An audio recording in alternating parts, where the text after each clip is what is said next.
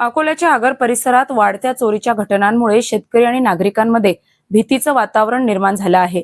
Tractor, trolley, जनावरे तसेच वाहनातील साहित्य चोरीला जात असतानाही पोलिसांकडून ठोस कारवाई होत नसल्याचा आरोप ग्रामस्थांनी केलाय। काही दिवसांपूर्वी पत्रकार तथा शेतकरी चेतन फुकट यांचा स्वराज कंपनीचा ट्रॅक्टर आणि ट्रॉली अज्ञात चोरट्यांनी लंपास केली। या दरम्यान 13 मे रोजी तक्रार देऊनही आरोपींचा शोध लागलेला नसल्याने संताप व्यक्त केला जात आहे। पोलिसांकडून केवळ तपास सुरू आहे अशी उत्तरे दिली जात असल्याचा आरोप करीत ग्रामस्थांनी तातडीने आरोपींना अटक न झाल्यास तीव्र आंदोलन छेडण्याचा इशारा दिलाय। तर दुसरीकडे खरीप हंगाम जवळ आला असून शेतातील कामे खोळंबलेली, त्यामुळे ट्रॅक्टर ट्रॉलीचा शोध घेऊन लवकर न्याय द्यावा अशी मागणी आता केली जात आहे। 12 तारखेच्या मध्यरात्री माझा ट्रॅक्टर ट्रॉली चोरीला गेलेली आहे।